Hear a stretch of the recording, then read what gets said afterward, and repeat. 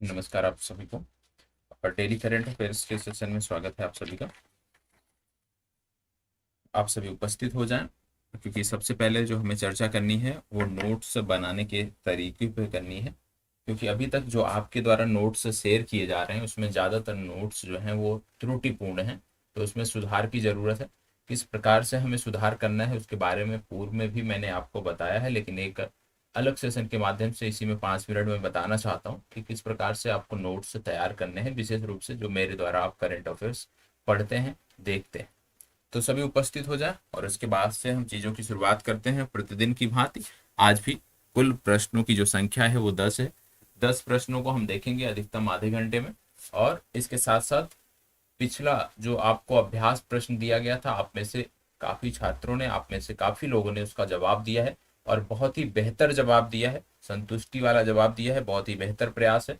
जो होमवर्क भी दिए गए थे वो भी आपने कमेंट बॉक्स में शेयर किए हैं, तो निश्चित तौर पे सराहनीय है।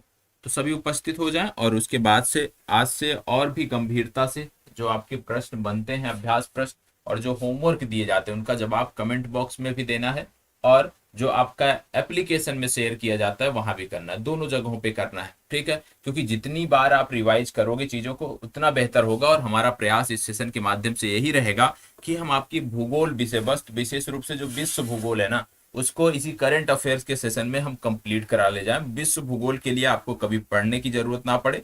और जब भारत के भूगोल की भी बात करें ना, तो ज्यादातर जो कंटेंट है वो इसी सेशन से आपका हो जाए, अलग से उसको पढ़ने की जरूरत ना पड़े, विशेष तौर पे प्रीलिम्स को लेकर। ठीक है, तो सभी उपस्थित हो जाएं।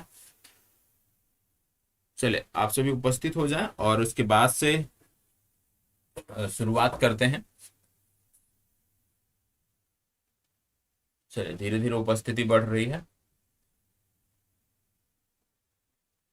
देखो, सबसे पहला नोट्स बनाने का जो तरीका था उस पर हमें काम करने की जरूरत है और सबसे पहले हम उसी पे बात करेंगे कि कैसे हमें नोट्स बनाने हैं। ठीक है, नोट्स बनाने का जो हमारा तरीका था उसमें बहुत सारे छात्रों ने क्या किया है कि जिस प्रकार से प्रश्न आपको दिखाए जाते हैं, प्रश्न यहाँ पे होते हैं, उसी प्रकार से आपने नोट कर लिया है। ठीक है, उदाहरण के तौर पे मान लीजिए पहला प्रश्न हमने रामसर साइट का दिया, दूसरा किसी खेल घटनाक्रम से दिया, तो आपने उसी क्रम में नोट कर लिया कि सबसे पहले रामसर साइट नोट कर लिया जैसे प्रश्न में दिया है, और दूसरा आपने फिर नोट कर लिया जैसे कि खेल घटनाक्रम। और बहुत सारे लोगों ने क्या किया कि उत्तर जब आपने नोट्स बनाए ना तो चारों विकल्पों को रखा है। नोट्स में हमें चारों विकल्पों के नहीं रखना होता है, ये भी आपको ध्यान में रखना कि जब आप प्रश्न की तरह से ही नोट्स बनाना है तो आप उसी पीडीएफ से ही काम चला लो ना। फिर आपको अलग से नोट्स बनाने की क्या जरूरत है, अलग से आपको एफर्ट करने की क्या जरूरत है। तो समस्या कहाँ पे है? समस्या इस लेवल पर है कि नोट्स जो आप बना रहे हो ना वो बेतरतीब ढंग से है। तो सबसे पहली बात, आज से आप सबके पास यदि A4 साइज का पेज होगा, A4 साइज का पेज है तो बहुत अच्छी बात है, नहीं है तो अपनी जो कॉपी है जिसमें आप नोट करते हो, कम से कम एक एक राज्य के लिए दो दो तीन तीन पेज छोड़ के इस तरह से आपको लिखना है। जैसे मैंने बताया था कि प्रत्येक राज्य का एक पेज होना चाहिए। कुछ लोगों ने बहुत ही बेहतर बनाया है, इसी आधार पे वो बढ़ रहे हैं और उससे बहुत मदद आपको मिलेगी। ठीक है, अब इसमें क्या करना है कि एक एक पेज ऐसे होना चाहिए। एक पेज में आपने मान लीजिए सभी राज्यों के नाम नोट कर लिए, एक पेज में नहीं मतलब एक एक पेज में सभी राज्यों के नाम नोट कर लिए, केंद्र शासित प्रदेशों के नाम नोट कर लिए। मान लीजिए, अब ऐसे मैं नहीं कर रहा हूँ, पहले सारा सब कुछ आप नोट करके रखो। मान लीजिए आज के इस करंट अफेयर्स के सेशन में गुजरात से संबंधित घटनाक्रम देखने को मिलते हैं और किसी राज्य से संबंधित घटनाक्रम नहीं देखने को मिलते हैं।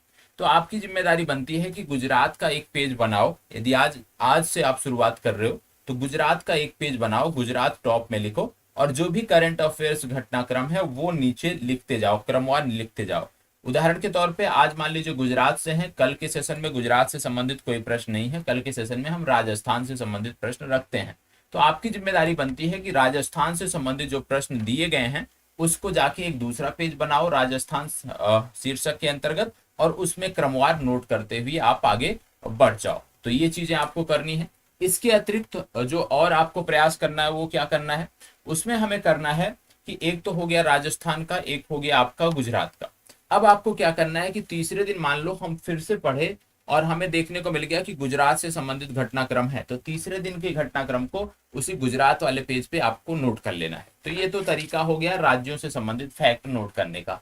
इसी प्रकार से एक अलग से पेज आप बनाओ विज्ञान और प्रौद्योगिकी का, और विज्ञान और प्रौद्योगिकी का जो पेज बनाओ उसमें विभिन्न हमारे जो प्रौद्योगिकी संस्थान है, आईआईटी से संबंधित जो न्यूज होती है उसको वहां पे नोट करते रहो। इसी तरह का एक पेज डीआरडीओ का बना लो, इसरो का बना लो, कॉमन बना लो डीआरडीओ इसरो का। तो डीआरडीओ से संबंधित जो घटनाक्रम है जो आते रहे महीने में 2 4 10 भी मिलते रहे, उसको उस पेज में नोट करते रहो। इसरो वाले घटनाक्रम को उस पेज में नोट करते रहो।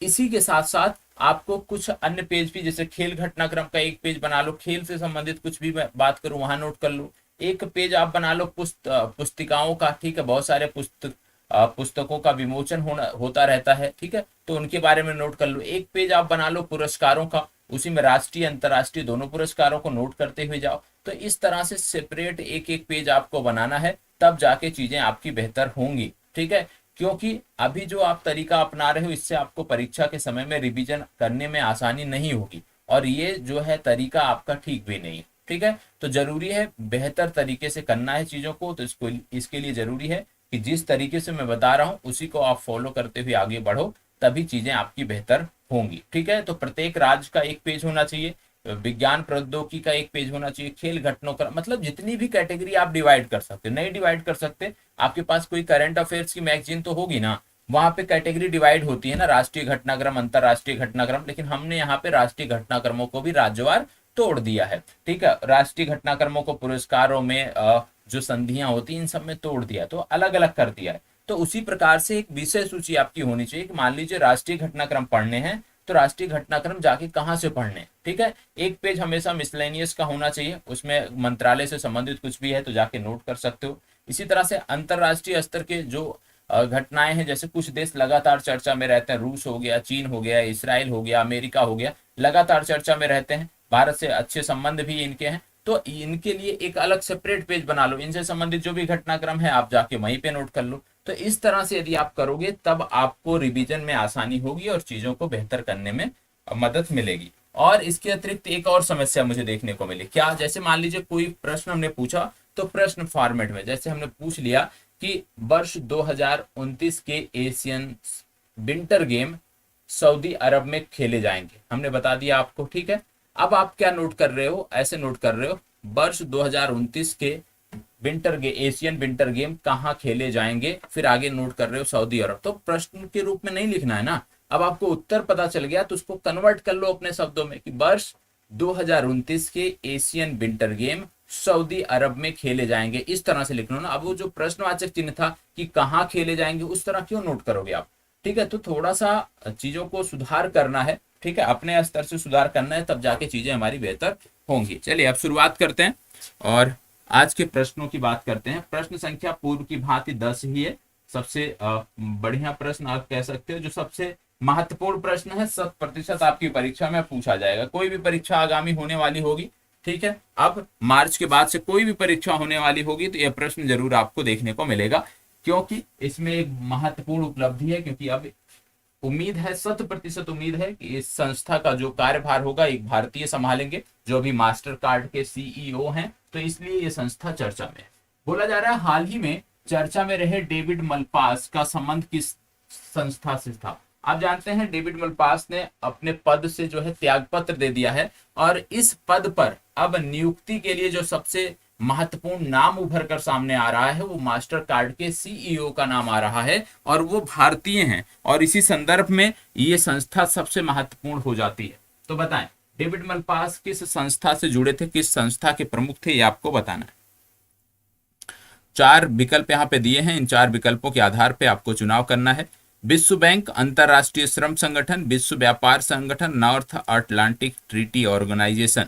आपको बता दें बात हो रही है डेविड मलपास की, तो डेविड मलपास विश्व बैंक समूह के जो है ये सीईओ थे, प्रमुख थे, सॉरी सीईओ नहीं कहते हैं, प्रमुख कहते हैं, प्रेसिडेंट बोलते हैं। तो यहाँ पे ये आपको याद रखना है, ए विकल्प इसका सही उत्तर है, ठीक है। मैं यहाँ पे अजय बांगा की बात कर रहा हूँ, जो मास्टर कार्ड के सीईओ हैं, जो उम्मीद जताई जा रही है, सबसे प्रमुख नाम वही निकलकर सामने आ रहा है, और उस पर अमेरिकी राष्ट्रपति की सहमति भी है। तो हो सकता है 1-2 दिन में आपको ये न्यूज देखने को मिल जाए। तो अभी याद रखना है डेविड मलपास ने त्यागपत्र दे दिया है, और डेविड मलपास जो है ये विश्व बैंक समूह से जुड़े हैं। विश्व बैंक समूह की स्थापना वर्ष 1944 में हुई थी। इसका हेडक्वार्टर आपको वाशिंगटन डीसी में देखने को मिलता है। इसको आपको बताना है। विश्व स्काउट दिवस प्रतिवर्ष कब मनाया जाता है, बताइए। विश्व स्काउट दिवस प्रतिवर्ष कब मनाया जाता है, आपको बताना है। फास्ट जवाब देना है, विश्व स्काउट दिवस प्रतिवर्ष कब मनाया जाता है। एक व्यक्ति थे जिनका नाम था रॉबर्ट पोवेल, रॉबर्ट पॉवेल, ठीक है। और रॉबर्ट पॉवेल जो थे, इनके द्वारा ही इसको शुरू किया गया था। तो इसमें इनका प्रमुख योगदान था, आप कह सकते हो कि संस्थापक सदस्यों में से एक थे विश्व स्काउट के। और इन्हीं के जन्म दिवस के अवसर पर ये मनाया जाता है। तो दिन हमें सिर्फ याद रखना है, तो याद रखना है ये दिन है 22 फरवरी का। सी विकल्प आपके लिए सही उत्तर होगा। 22 फरवरी को मनाया जाता है विश्व स्काउट दिवस। इसको बताइएगा, अच्छा प्रश्न है। हाल ही में चर्चा में रहा द मुकाब सिटी प्रोजेक्ट किस देश से संबंधित है। क्या बोला जा रहा है, द मुकाब सिटी, एक शहर बन रहा है नया जिसका नाम है द मुकाब सिटी।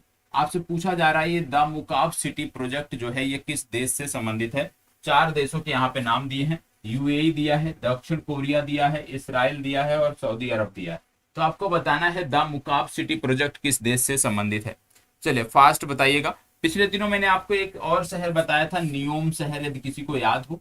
मैंने बताया था एक नियोम शहर 100% ग्रीन फील्ड आप कह सकते हो सिटी है, ये बसाई जा रही है, ठीक है। नियोम शहर भी इसी देश द्वारा बसाया जा रहा है। और ये जो नियोम शहर है, मैं जैसे मैंने अभी आपको पूर्व में बताया कि यहाँ पे एशियन विंटर जो गेम होंगे, याद रखिएगा, एशियन विंटर गेम 2029 के जो हैं वो इसी शहर में नियोम में खेले जाएंगे। मतलब अभी शहर बना नहीं है, लेकिन ये घोषणा हो गई, बन रहा है, लेकिन ये घोषणा हो गई है कि अगला 2029 का जो एशियन विंटर गेम होगा वो यहीं पे खेला जाएगा नियोम शहर में।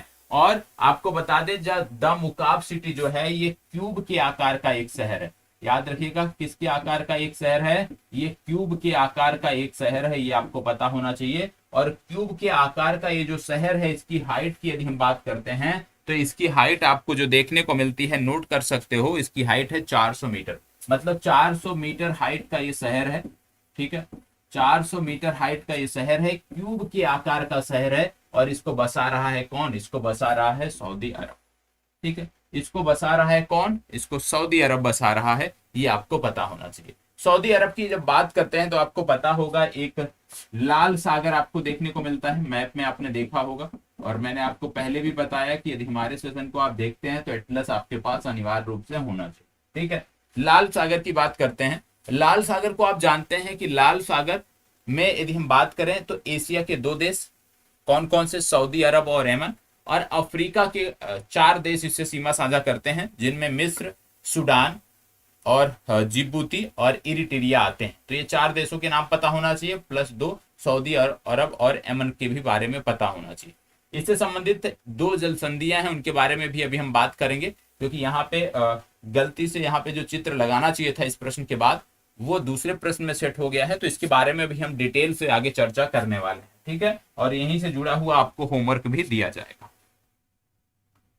चलिए, अब यहाँ पे ऑस्ट्रेलिया के बारे में दिया है, तो आइए इसको समझ लेते हैं, क्योंकि ये दूसरे प्रश्न से जुड़ा है, लेकिन मैप यहीं पे दिख गया है, तो आइए इसको हम देख लेते हैं। सबसे पहले आपको बता दें, यहाँ पे इसको थोड़ा सा और जूम कर लेते हैं तो चीजें और अच्छे से हो जाएंगी। देखो, सबसे पहले ऑस्ट्रेलिया के बारे में थोड़ी सी बेसिक जानकारी। जैसे मैंने बोला कि आप करंट अफेयर्स का सेशन यदि हमारा देखते हैं तो आप इसमें बहुत बेहतर कर ले जाएंगे विश्व भूगोल में। ऑस्ट्रेलिया की बात करते हैं तो ऑस्ट्रेलिया में कई सारे प्रांत हैं। जैसे आपको ये देखने को मिल रहा होगा वेस्टर्न ऑस्ट्रेलिया, ये प्रांत देखने को मिल रहा होगा। इसके बाद ये इसको बोलते हैं उत्तरी प्रक्षेप या उत्तरी टेरिटरी, नॉर्दर्न टेरिटरी। फिर इसके बाद आपको देखने को मिलता है एक प्रांत साउथ ऑस्ट्रेलिया, ठीक है। इसके बाद फिर एक प्रांत देखने को मिलता है क्वींसलैंड। फिर अगला प्रांत देखने को मिलता है न्यू साउथ वेल्स। फिर अगला प्रांत देखने को मिलता है विक्टोरिया। और इनका एक प्रांत जो मुख्य भूमि से अलग है उसको बोलते हैं तस्मानिया, ठीक है। तो ये ऑस्ट्रेलिया के प्रमुख प्रांत हैं। आपकी जिम्मेदारी क्या बनती है, आज का होमवर्क आपके लिए क्या है, पहला आपका होमवर्क है कि ऑस्ट्रेलिया के जो प्रांत हैं, जिन प्रांतों के बारे में अभी हमने बात किया, जैसे हमने देखा तस्मानिया, विक्टोरिया, इसके बाद हमने देखा New South Wales, Queensland, Northern Territory, Southern Australia और वेस्टर्न ऑस्ट्रेलिया, इन सभी की राजधानियां क्या हैं, वो राजधानियां आप बताओगे। होमवर्क नंबर 1 की ऑस्ट्रेलिया के प्रांतों की राजधानियां आपको बतानी है। अब यहाँ पे जब बात करते हैं तो दो जल संधियां प्रमुख रूप से महत्वपूर्ण हो जाती हैं, और ये दो जल संधियां जो हैं ये आपके लिए पता होना चाहिए, आपके लिए महत्वपूर्ण है। ठीक है, पहला जल संधि जो देखने को मिलती है वो है टॉरस जल संधि। यहाँ पे आप देखते होंगे कि ऑस्ट्रेलिया जो है ये पापुआ न्यू गिनिया से अलग होता है। ठीक है, तो यहाँ पे एक जल संधि है जिसको बोलते हैं टोरस जल संधि। टॉरस जल संधि के माध्यम से अलग होता है, ये आप जानिएगा, इसको जाके मैप में आपको अंडरलाइन कर लेना है, यहाँ पे देखने को भी मिल जाएगा टॉरस जल संधि। दूसरी जल संधि देखने को मिलती है बास स्ट्रेट जिसको बोलते हैं, या बॉस जल संधि, जो कि ऑस्ट्रेलिया के तस्मानिया प्रांत को विक्टोरिया प्रांत से अलग करती है, ये आपको पता होना चाहिए।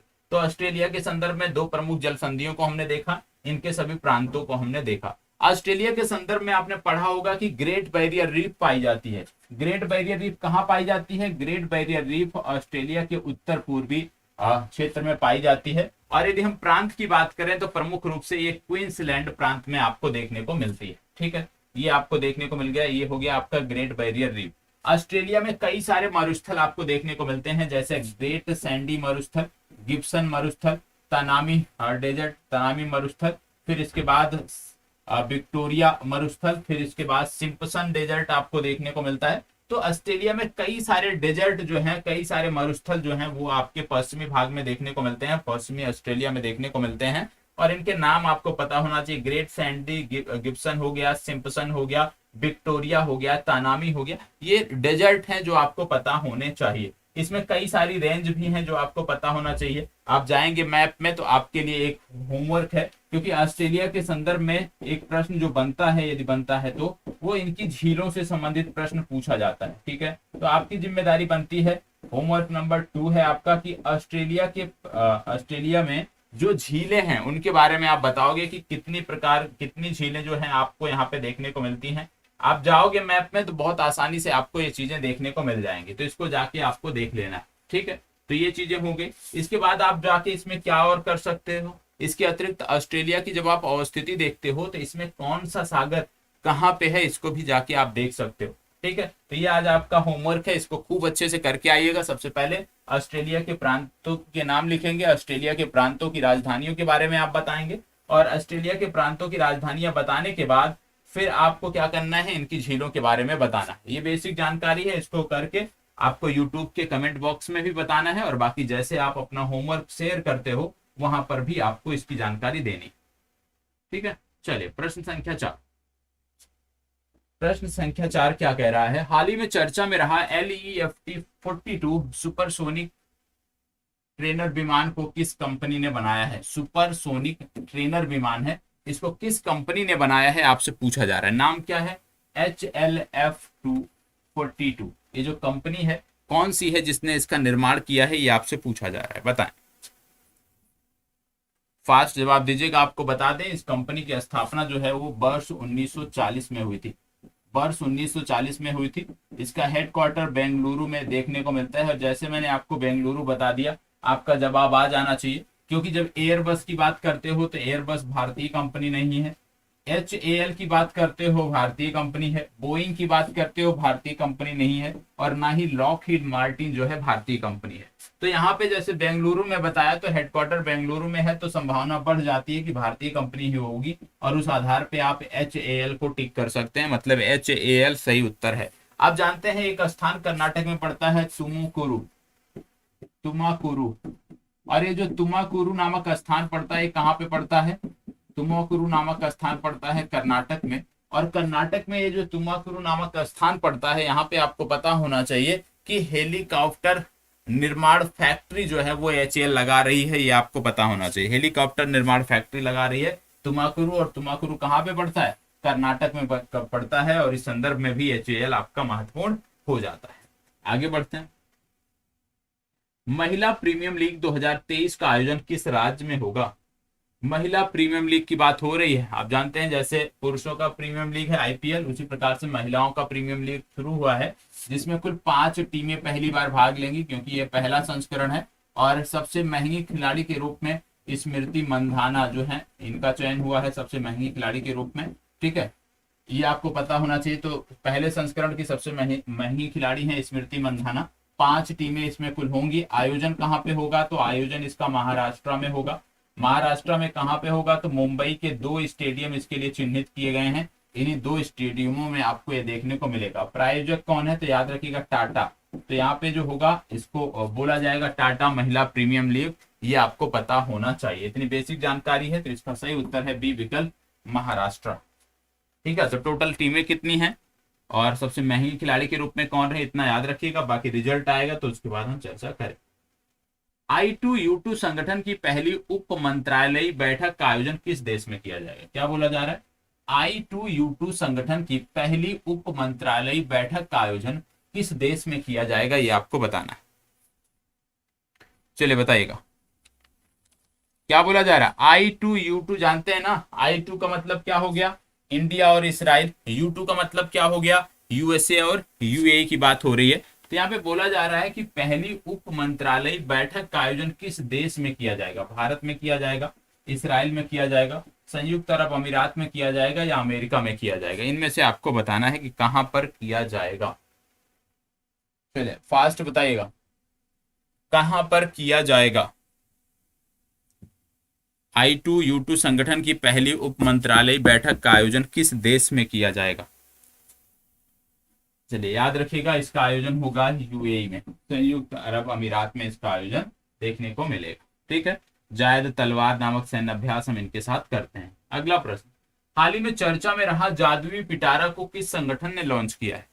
जादुई पिटारा को किस संगठन ने लॉन्च किया है, आपको बताना है। आपको बता दें, अध्यापकों को ट्रेनिंग प्रदान करने के लिए किस प्रकार से जो बच्चे हैं 0 से लेकर 5 वर्ष तक के जो बच्चे हैं उनको किस प्रकार से ट्रेनिंग देनी है, किस प्रकार से 0 से लेकर 5 तक की कक्षाओं में, 5th तक की कक्षाओं में जो बच्चे हैं उनका अध्यापन कार्य उनको किस प्रकार से पढ़ाना चाहिए, उसको लेकर के एक आप कह सकते हो प्रोग्राम है जो चलाया जा रहा है। और इस प्रोग्राम को चला रहा है NCERT। तो जादुई पिटारा किससे संबंधित हो गया, टीचरों के ट्रेनिंग से संबंधित हो गया। और चलाने वाला संस्था कौन सा है, NCERT जो संस्था है वो चला रही है। NCERT का फुल फॉर्म यदि हम बात करें तो national council of educational research and training. कितनी भाषाओं में ये लॉन्च किया गया है प्रोग्राम, तो याद रखना है कुल 13 भाषाओं में इस प्रोग्राम को लॉन्च किया गया। ठीक है, चलिए आगे बढ़ते हैं। मालाबार नौसैनिक अभ्यास का आयोजन वर्ष 2023 में कहां किया जाएगा, बताएं। मालाबार नौसैनिक अभ्यास, बहुत अच्छा प्रश्न है। अगर आज कोई इस प्रश्न को गलत करता है, ठीक है, कोई भी गलत करता है तो बहुत ही निराशाजनक होगा। चलिए बताइएगा, मालाबार नौसैनिक अभ्यास का आयोजन वर्ष 2023 में कहां किया जाएगा। फास्ट जवाब दीजिएगा। ऑस्ट्रेलिया, ब्राजील, दक्षिण कोरिया, रूस। फास्ट जवाब, इतना समय नहीं लगना चाहिए क्योंकि इतना आसान प्रश्न आपके लिए नहीं बन सकता। आपको मैंने बताया कि मालाबार एक्सरसाइज की बात हो रही है। मालाबार एक्सरसाइज में 4 देश भाग लेते हैं, कौन कौन से। पहला भारत भाग लेता है, दूसरा अमेरिका, ठीक है, तीसरा देश कौन है, तीसरा देश आता है जापान, और चौथे देश की बात करें तो चौथा देश आपको देखने को मिलता है ऑस्ट्रेलिया। यदि मालाबार सैन्य एक्सरसाइज में यही 4 देश भाग लेते हैं तो निश्चित तौर पे 100% चांस है क्या कि इसका आयोजन इन्हीं देशों में से किसी से होगा। और आपके विकल्पों में 3 देश इससे बाहर हैं। इसका मतलब क्या है कि आंख मूंद कर आपको ऑस्ट्रेलिया टिक करना था। इसका आयोजन ऑस्ट्रेलिया में किया जाएगा, ये आपको पता होना चाहिए। किस प्रांत में होगा, तो ऑस्ट्रेलिया में पश्चिमी ऑस्ट्रेलिया जो प्रांत है जिसकी राजधानी है पर्थ, वहां पे ये देखने को मिलेगा। ठीक है, और इसी से संबंधित फैक्ट था जो दूसरे प्रश्न में लगाया गया था। और दूसरे प्रश्न वाला जो फैक्ट है, जो मैप है, वो यहाँ लगाया गया है। आइए यहाँ पे हम समझ लेते हैं इसको। यहाँ पे हमने सऊदी अरब की बात की थी कि सऊदी अरब एक नया क्यूब के आकार का शहर और एक दूसरा न्यूम शहर बसा रहा है। सऊदी अरब की जो हमने बात किया था, कुछ चीजें हमने देखी थी। जैसे हमने देखा रेड सी की हमने बात किया था, और ये आपका रेड सी रहा, ये रेड सी है। और रेड सी से, लाल सागर से सीमा साझा करने वाले देशों में यदि हम बात करें तो प्रमुख देश आता है सऊदी अरब। दूसरा आपको देखने को मिलता है यमन, जो आपको एशिया से देखने को मिलते हैं। अफ्रीका कॉन्टिनेंट के देशों में सबसे पहले इजिप्ट आपको देखने को मिलता है। इजिप्ट के बाद दूसरा देश सूडान देखने को मिलता है। और तीसरा देश जो देखने को मिलता है वो है इरिट्रिया। ठीक है, इरिट्रिया देखने को मिलता है। और चौथा देश यहाँ पे जिबूती एकदम स्टार्टिंग में है, तो जिबूती भी कई बार हम इसमें कंसीडर कर लेते हैं। तो 4 देश आते हैं, कौन कौन से, जिबूती, इरिट्रिया, सूडान और इजिप्ट। और यदि हम एशिया के देशों की बात करें तो सऊदी अरब और यमन। तो कुल मिला के 6 देश कई बार क्या होता है कि जिबूती को निकाल देते हैं, जिबूती को इसमें नहीं जोड़ते हैं, तो भी हमें परेशान नहीं होना है। अब इसके साथ साथ कुछ चीजें यहाँ पे और हैं जो हमें देखनी है। सबसे पहले यहाँ पे हमें देखने को मिल रहा होगा कि यहाँ पे एक जल संधि होती है, और ये जो जल संधि है इसको बोलते हैं बाब अल मंडेव जल संधि। क्या बोलते हैं इसको? बाब अल मंडेव जल संधि। और बाब अल मंडेव जल संधि जो है वो अदन की खाड़ी को लाल सागर से जोड़ती है। याद रखिएगा, बाब अल मंडेव, इसको अंडरलाइन भी करना है जाके आपको। बाब अल मंडेव जल संधि गल्फ ऑफ अदन को रेड सी से जोड़ती है, ये आपको पता होना चाहिए। ठीक है, इसके बाद फिर आगे जब हम बढ़ते हैं तो देखने को मिलता है, कई बार पूछा जाता है gulf of Aqaba, gulf of Aqaba. तो याद रखिएगा, गल्फ ऑफ अकाबा जो है ये आपको सिनाई पेनिनसुला बोलते हैं, सिनाई प्रायद्वीप बोलते हैं। इस एरिया को बोलते हैं सिनाई प्रायद्वीप। ठीक है, मिस्र का ही भाग है, सिनाई प्रायद्वीप इसको बोलते हैं। और इसी सिनाई प्रायद्वीप में आपको देखने को मिलता है इस रीजन में गल्फ ऑफ, अभी आपने देखा था। तो ये सिनाई जो प्रायद्वीप है ये अपने आप में महत्वपूर्ण हो जाता है। एक बार इसको मैं आपको दिखा देता हूं, गल्फ ऑफ अकाबा की हम बात कर रहे थे। गल्फ ऑफ अकाबा जो है इसी सिनाई प्रायद्वीप के आपको देखने को मिलता है पूर्वी छोर पे है। ये जो पतला सा आपको देखने संकीर्ण देखने को मिलता है जल निकाय, इसको बोलते हैं गल्फ ऑफ अकाबा। ठीक है, गल्फ ऑफ अकाबा के माध्यम से आप जॉर्डन तक जा सकते हैं रेड सी होकर। यदि आपसे प्रश्न बन जाए, ठीक है, प्रश्न बन जाए कि यदि आप गल्फ ऑफ अदन से जॉर्डन को जाना चाहते हैं तो किन जल संधियों से होकर आपको जाना पड़ेगा या किन जल निकायों से होकर जाना पड़ेगा? तो आप बताओगे गल्फ ऑफ अदन, फिर इसके बाद रेड सी, फिर गल्फ ऑफ अकाबा, और फिर आप जॉर्डन जा सकते हो। दूसरी तरफ आप देखते हो गल्फ ऑफ स्वेज, स्वेज नहर सुना होगा ना, ये जो स्वेज नहर है ये यहाँ पे देखने को मिलता है। ठीक है, स्वेज नहर यहाँ से शुरुआत होती है। ठीक है, और ये सिनाई प्रायद्वीप पूछा जा सकता है कहाँ पे है, तो सिनाई प्रायद्वीप भी पता होना चाहिए कि सिनाई प्रायद्वीप एक तरफ रेड सी से और दूसरी तरफ भूमध्य सागर से जुड़ा है, तो ये आपको पता होना चाहिए। एक प्रश्न यहाँ से और पूछा जाता है आपकी परीक्षाओं में, वो पूछा जाता है horn of Africa, horn of Africa. चलो इसकी बात हम किसी दूसरे सेशन में करेंगे, लेकिन यहाँ से आपके लिए क्या होमवर्क है?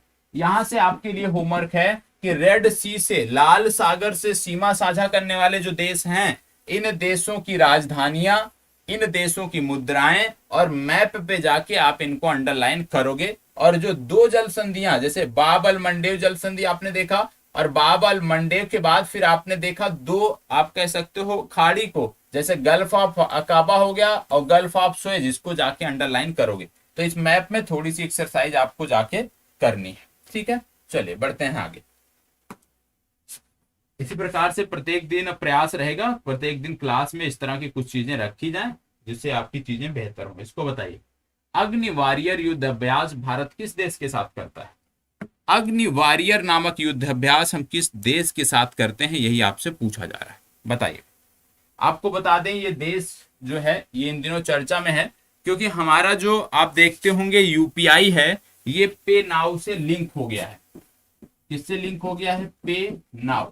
और पे नाउ जैसे हमारा यूपीआई है, ऐसे इस देश में चलता है पे नाउ, और ये दोनों अब लिंक हो गए हैं। मतलब यदि आप यूपीआई के माध्यम से इस देश में किसी को भी अब पैसा भेजना चाहते हैं तो क्विक अब चला जाएगा, क्योंकि यूपीआई अब किससे लिंक हो गया है? पे नाउ से। और पे नाउ जो है ये सिंगापुर से संबंधित है, तो बी विकल्प इसका सही उत्तर है, सिंगापुर। और सिंगापुर से ही हम युद्धाभ्यास करते हैं अग्नि वॉरियर। और अग्नि वॉरियर के साथ साथ एक और युद्धाभ्यास हम करते हैं जिसको बोलते हैं सिम्बेक्स। तो सिम्बेक्स और अग्नि वॉरियर, याद रखिएगा, अग्नि वॉरियर और सिम्बेक्स नामक जो सैन्य अभ्यास है वो हम करते हैं किससे के साथ? सिम्बेक्स नामक सैन्य अभ्यास हम करते हैं सिंगापुर के साथ। ठीक है, चलिए बढ़ते हैं आगे।